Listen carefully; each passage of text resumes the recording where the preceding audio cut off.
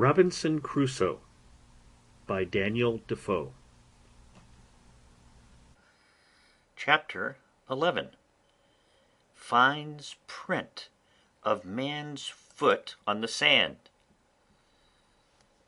It would have made a stoic smile to have seen me and my little family sit down to dinner. There was my Majesty, the Prince and Lord of the whole island. I had the lives of all my subjects at my absolute command. I could hang, draw, give liberty, and take it away, and no rebels among all my subjects. Then to see how like a king I dined too, all alone,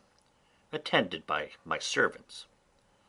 Paul, as if he had been my favourite, was the only person permitted to talk to me. My dog, who was now grown old and crazy, and had found no species to multiply his kind upon, sat always at my right hand, and two cats,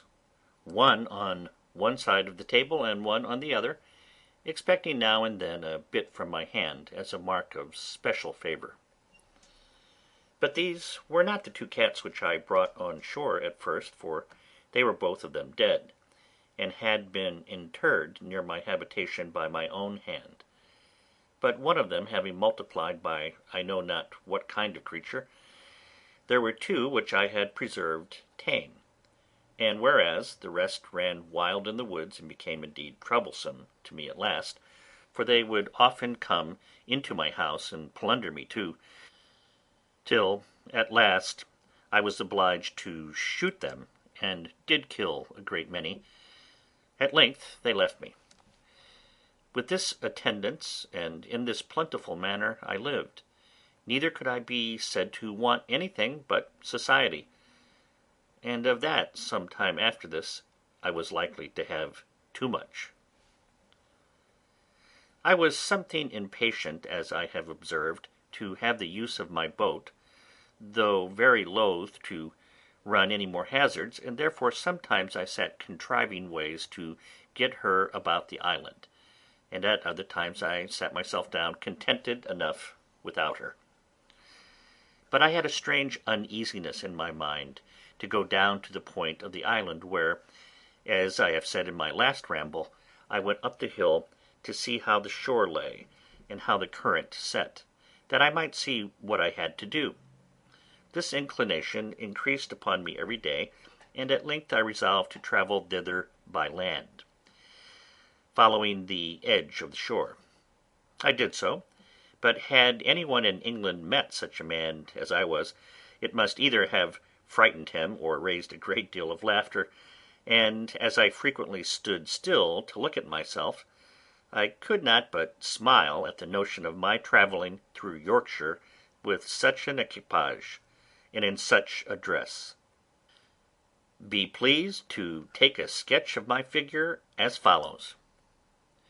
I had a great high shapeless cap made of a goatskin, with a flap hanging down behind, as well to keep the sun from me as to shoot the rain off from running into my neck, nothing being hurtful in these climates, as the rain might be upon the flesh under the clothes. I had a short jacket of goat skin, the skirts coming down to about the middle of the thighs, and a pair of open-kneed breeches of the same. The breeches were made of the skin of an old he-goat, whose hair hung down such a length on either side that, like pantaloons, it reached to the middle of my legs. Stockings and shoes I had none, but had made me a pair of somethings, I scarce know what to call them, like buskins, to flap over my legs, and lace on either side like spatterdashes, but of a most barbarous shape, as indeed were all the rest of my clothes. I had on a broad belt of goat skin dried, which I knew how to draw together with two thongs of the same instead of buckles, and in a kind of a frog on either side of this, instead of a sword and dagger, hung a little saw and a hatchet, one on one side and one on the other. I had another belt not so broad, and fastened it in the same manner,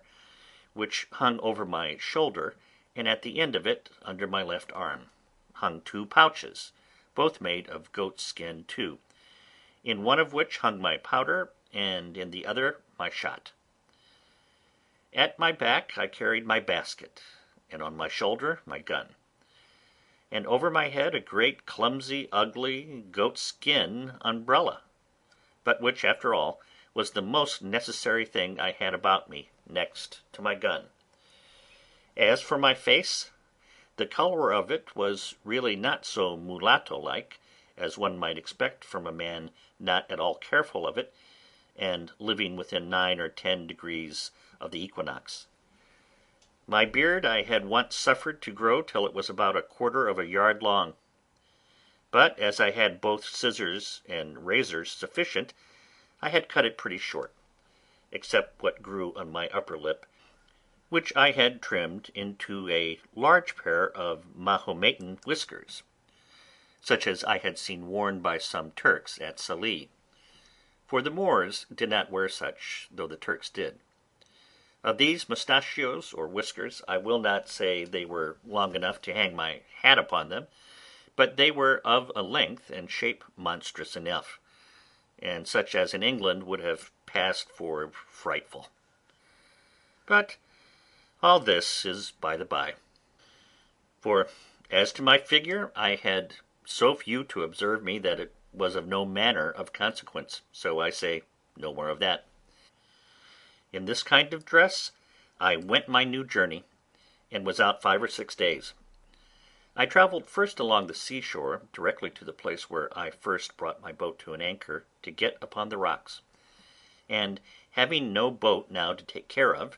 I went over the land a nearer way, of the same height that I was upon before, when, looking forward to the points of the rocks which lay out, and which I was obliged to double with my boat, as is said above, I was surprised to see the sea all smooth and quiet, no rippling, no motion, no current, any more than in other places. I was at a strange loss to understand this, and resolved to spend some time in the observing of it, to see if nothing from the sets of the tide had occasioned it. But I was presently convinced how it was; that is, that the tide of ebb setting from the west, and joining with the current of waters from some great river on the shore, must be the occasion for this current, and that, according as the wind blew more forcibly from the west or from the north, this current came nearer or went farther from the shore. For waiting thereabouts till evening, I went up to the rock again, and then the tide of ebb being made, I plainly saw the current again as before, only that it ran farther off, being near 1/2 a league from the shore, whereas in my case it set close upon the shore, and hurried me and my canoe along with it, which at another time it would not have done. This observation convinced me that I had nothing to do but to observe the ebbing and the flowing of the tide, and I might very easily bring my boat about the island again. But when I began to think of putting it in practice, I had such a terror upon my spirits at the remembrance of the danger I had been in, that I could not think of it again with any patience, but on the contrary, I took up another resolution which was more safe, though more laborious, and this was, that I would build, or rather make, me another periagua, or canoe, and so have one for one side of the island, and one for the other. You are to understand that now I had, as I may call it, 2 plantations in the island; one, my little fortification or tent, with the wall about it, under the rock, with the cave behind me, which by this time I had enlarged into several apartments or caves, one within another. One of these, which was the driest and largest, and had a door out beyond my wall or fortification, that is to say, beyond where my wall joined to the rock,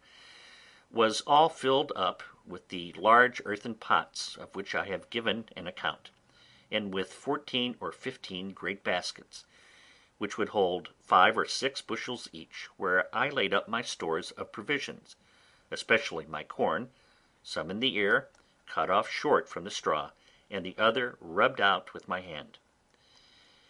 As for my wall, made as before with long stakes or piles,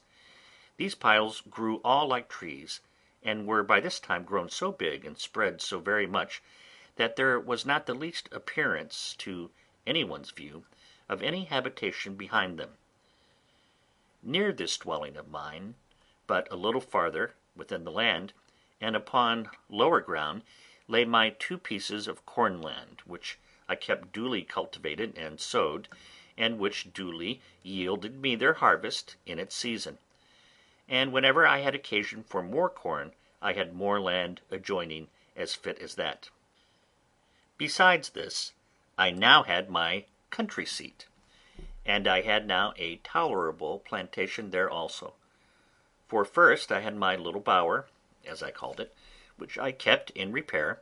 that is to say, I kept the hedge which encircled it constantly fitted up to its usual height, the ladder always standing on the inside. I kept the trees, which at first were no more than stakes, but were now grown very firm and tall, always cut,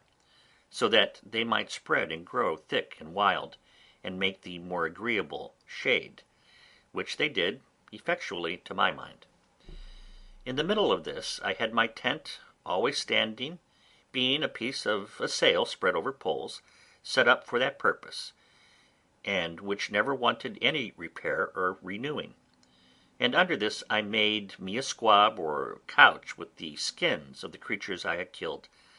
and with other soft things, and a blanket laid on them, such as belonged to our sea bedding, which I had saved, in a great watch coat to cover me. And here, whenever I had occasion to be absent from my chief seat, I took up my country habitation. Adjoining to this, I had my enclosures for my cattle, that is to say, my goats, and I had taken an inconceivable deal of pains to fence and enclose this ground. I was so anxious to see it kept entire, lest the goats should break through, that I never left off till, with infinite labour, I had stuck the outside of the hedge so full of small stakes, and so near one to another, that it was rather a pale than a hedge, and there was scarce room to put a hand through between them, which afterwards, when these stakes grew, as they all did in the next rainy season, made the enclosure strong like a wall, indeed stronger than any wall. This will testify for me that I was not idle, and that I spared no pains to bring to pass whatever appeared necessary for my comfortable support, for I considered the keeping up a breed of tame creatures thus at my hand would be a living magazine of flesh, milk, butter, and cheese for me as long as I lived in the place, if it were to be 40 years, and that keeping them in my reach depended entirely upon my perfecting my enclosures to such a degree that I might be sure of keeping them together, which by this method, indeed, I so effectually secured, that when these little stakes began to grow, I had planted them so very thick that I was forced to pull some of them up again. In this place also I had my grapes growing, which I principally depended on for my winter store of raisins, and which I never failed to preserve very carefully, as the best and most agreeable dainty of my whole diet. And indeed they were not only agreeable, but medicinal, wholesome, nourishing, and refreshing to the last degree. As this was about halfway between my other habitation and the place where I had laid up my boat, I generally stayed and lay here in my way thither, for I used frequently to visit my boat, and I kept all things about or belonging to her in very good order. Sometimes I went out in her to divert myself, but no more hazardous voyages would I go, scarcely ever above a stone's cast or 2 from the shore. I was so apprehensive of being hurried out of my knowledge again by the currents or winds, or any other accident. But now I come to a new scene of my life. It happened one day about noon, going towards my boat, I was exceedingly surprised with the print of a man's naked foot on the shore, which was very plain to be seen in the sand. I stood like one thunderstruck, or as if I had seen an apparition. I listened, I looked round me, but I could hear nothing nor see anything. I went up to a rising ground to look farther. I went up the shore and down the shore, but it was all one. I could see no other impression but that one. I went to it again to see if there were any more, and to observe if it might not be my fancy, but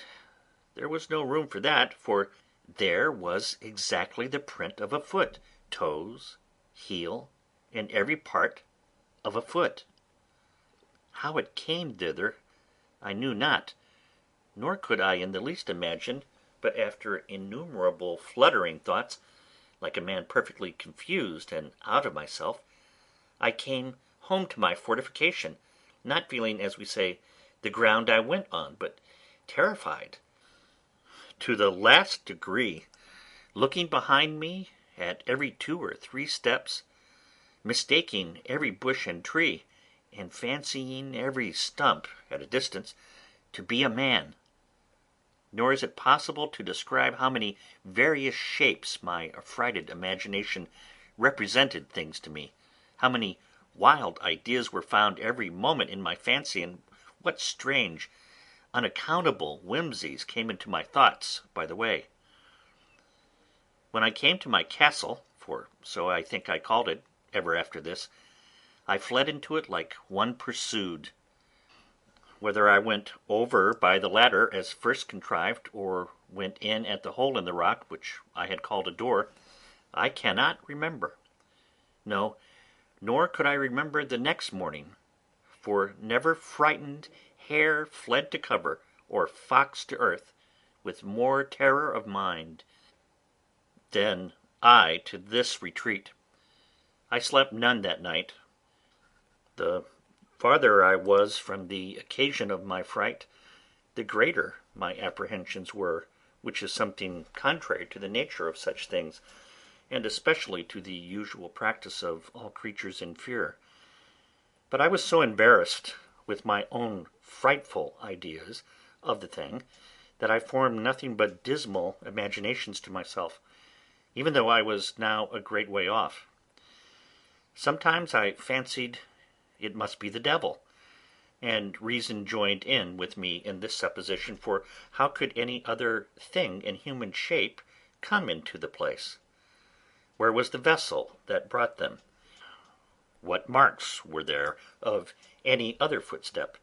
And how was it possible a man should come there? But then to think that Satan should take human shape upon him in such a place, where there could be no manner of occasion for it, but to leave the print of his foot behind him, and that even for no purpose too, for he could not be sure I should see it, this was an amusement the other way. I considered that the devil might have found out abundance of other ways to have terrified me than this of the single print of a foot, that as I lived quite on the other side of the island, he would never have been so simple as to leave a mark in a place where it was 10,000 to 1 whether I should ever see it or not, and in the sand too, which the first surge of the sea, upon a high wind, would have defaced entirely. All this seemed inconsistent with the thing itself, and with all the notions that we usually entertain of the subtlety of the devil. Abundance of such things as these assisted to argue me out of all apprehensions of its being the devil, and I presently concluded then that it must be some more dangerous creature, that is, that it must be some of the savages of the mainland opposite, who had wandered out to sea in their canoes, and either driven by the currents or by contrary winds had made the island, and had been on shore, but were now gone away to sea, being as loath perhaps to have stayed in this desolate island as I would have been to have had them. While these reflections were rolling in my mind, I was very thankful in my thoughts that I was so happy as not to be thereabouts at that time, or that they did not see my boat, by which they would have concluded that some inhabitants had been in the place, and perhaps have searched farther for me. Then terrible thoughts racked my imagination about their having found out my boat, and that there were people here, and that, if so, I should certainly have them come again in greater numbers and devour me. That if it should happen that they should not find me, yet they would find my enclosure, destroy all my corn, and carry away all my flock of tame goats, and I should perish at last for mere want. Thus my fear banished all my religious hope, all that former confidence in God, which was founded upon such wonderful experience as I had had of his goodness, as if he that had fed me by miracle hitherto could not preserve, by his power, the provision which he had made for me by his goodness. I reproached myself with my laziness, that would not sow any more corn one year than would just serve me till the next season, as if no accident could intervene to prevent my enjoying the crop that was upon the ground; and this I thought so just a reproof, that I resolved for the future to have 2 or 3 years' corn beforehand, so that whatever might come, I might not perish for want of bread. How strange a chequer-work of Providence is the life of a man, and by what secret different springs are the affections hurried about as different circumstances present. Today we love what tomorrow we hate. Today we seek what tomorrow we shun. Today we desire what tomorrow we fear, nay, even tremble at the apprehensions of. This was exemplified in me at this time in the most lively manner imaginable.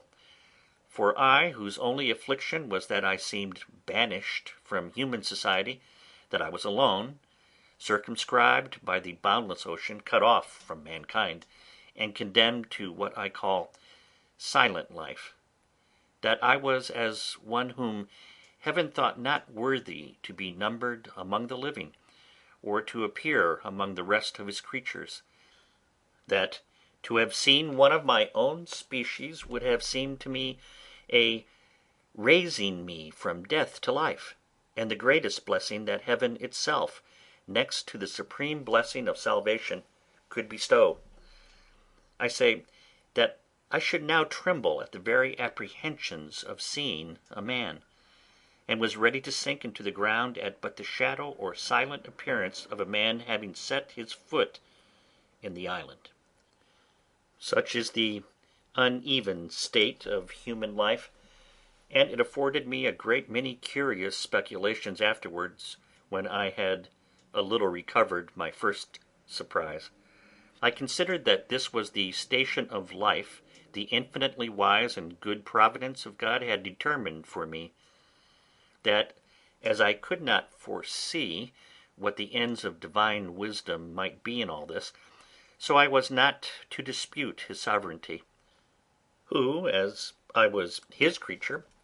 had an undoubted right by creation to govern and dispose of me absolutely as he thought fit, and who, as I was a creature that had offended him, had likewise a judicial right to condemn me to what punishment he thought fit, and that it was my part to bear his indignation, because I had sinned against him. I then reflected that as God, who was not only righteous but omnipotent, had thought fit thus to punish and afflict me, so he was able to deliver me; that if he did not think fit to do so, it was my unquestioned duty to resign myself absolutely and entirely to his will; and, on the other hand, it was my duty also to hope in him, pray to him, and quietly to attend to the dictates and directions of his daily providence. These thoughts took up many hours of mine, days, nay, I may say weeks and months, and one particular effect of my cogitations on this occasion I cannot omit. One morning early, lying in my bed, and filled with thoughts about my danger from the appearances of savages, I found it discomposed me very much. Upon which these words of the Scripture came into my thoughts: "Call upon me in the day of trouble, and I will deliver thee, and thou shalt glorify me." Upon this, rising cheerfully out of my bed, my heart was not only comforted, but I was guided and encouraged to pray earnestly to God for deliverance. When I had done praying, I took up my Bible, and opening it to read, the first words that presented to me were, "Wait on the Lord, and be of good cheer, and he shall strengthen thy heart. Wait, I say, on the Lord."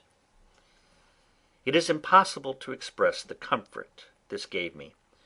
In answer, I thankfully laid down the book and was no more sad, at least on that occasion. In the middle of these cogitations, apprehensions, and reflections, it came into my thoughts one day that all this might be a mere chimera of my own, and that this foot might be the print of my own foot when I came on shore from my boat. This cheered me up a little too, and I began to persuade myself it was all a delusion, that it was nothing else but my own foot, and why might I not come that way from the boat as well as I was going that way to the boat? Again, I considered also that I could by no means tell for certain where I had trod and where I had not, and that if at last this was the only print of my own foot, I had played the part of those fools who try to make stories of spectres and apparitions, and then are frightened at them more than anybody. Now I began to take courage and to peep abroad again, for I had not stirred out of my castle for 3 days and nights, so that I began to starve for provisions, for I had little or nothing within doors but some barley cakes and water. Then I knew that my goats wanted to be milked too, which usually was my evening diversion, and the poor creatures were in great pain and in inconvenience for want of it, and indeed it almost spoiled some of them and almost dried up their milk. Encouraging myself, therefore, with the belief that this was nothing but the print of one of my own feet, and that I might be truly said to start at my own shadow, I began to go abroad again, and went to my country house to milk my flock. But to see with what fear I went forward, how often I looked behind me, how I was ready every now and then to lay down my basket and run for my life, it would have made any one have thought I was haunted with an evil conscience, or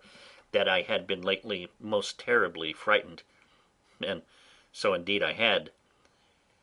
However, I went down thus 2 or 3 days, and having seen nothing, I began to be a little bolder, and to think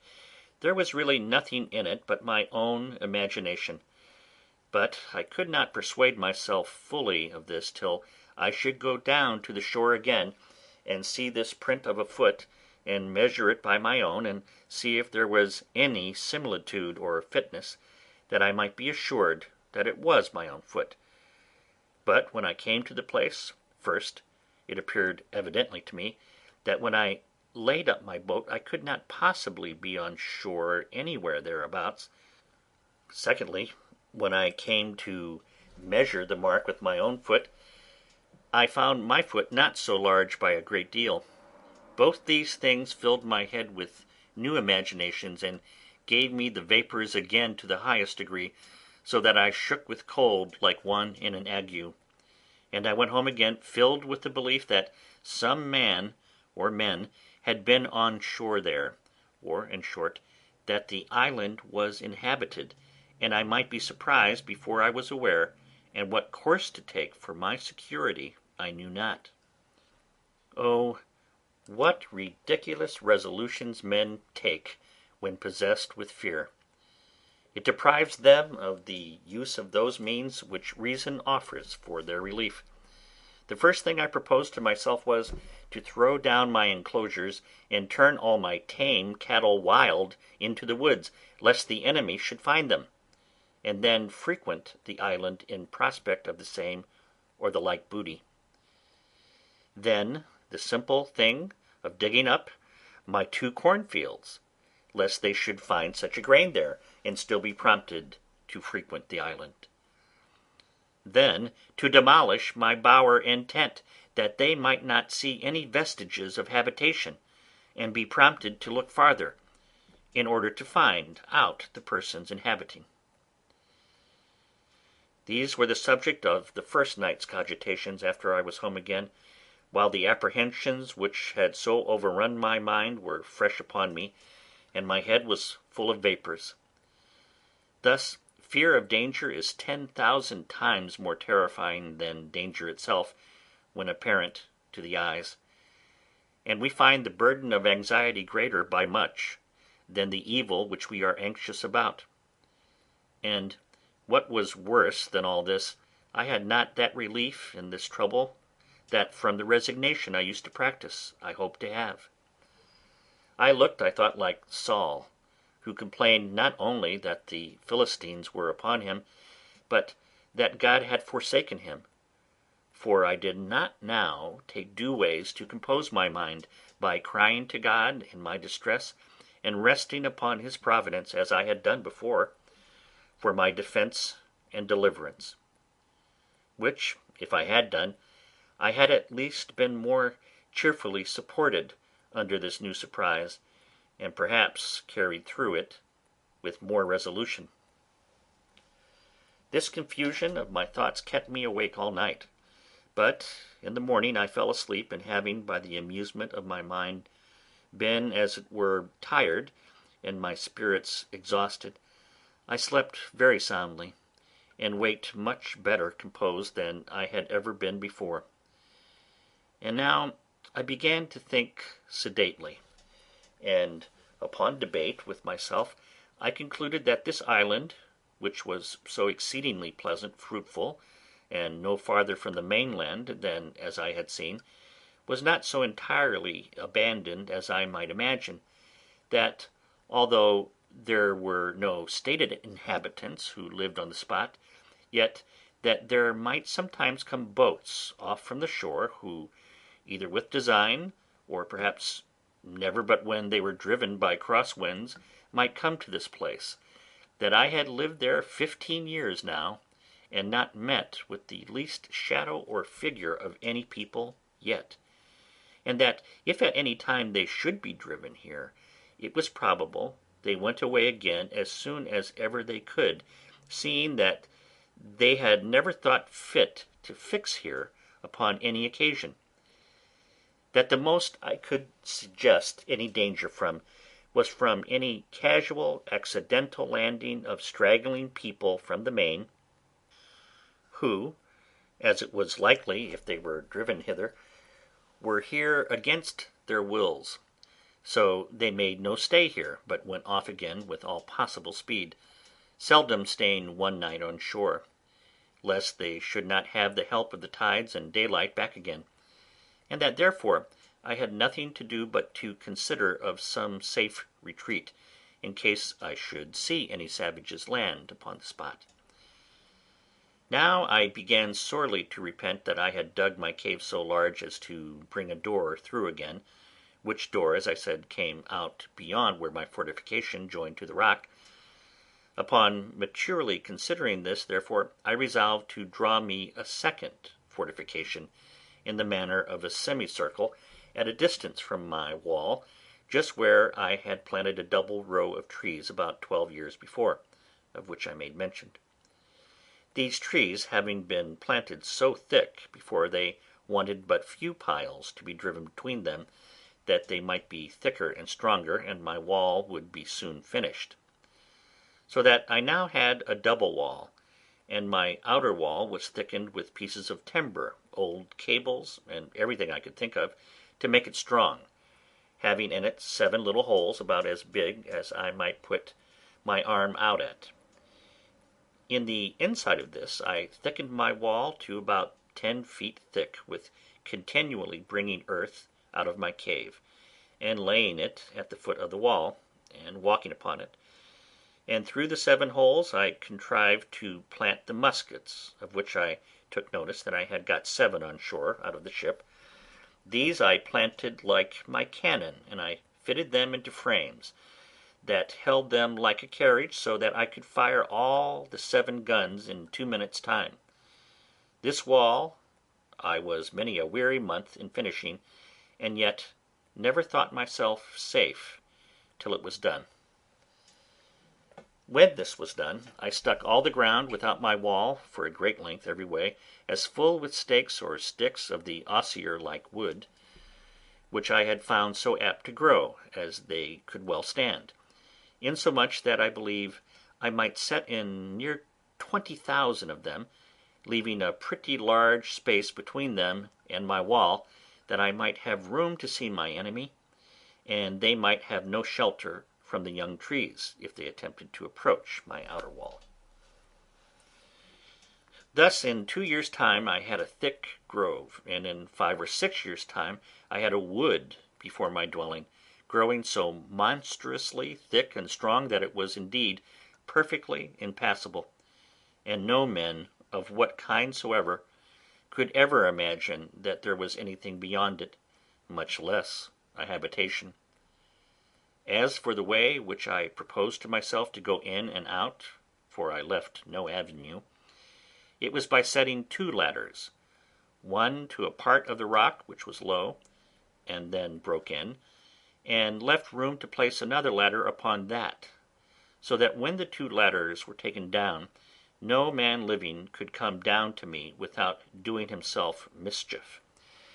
and if they had come down, they were still on the outside of my outer wall. Thus I took all the measures human prudence could suggest for my own preservation, and it will be seen at length that they were not altogether without just reason, though I foresaw nothing at that time more than my mere fear suggested to me. Chapter 11.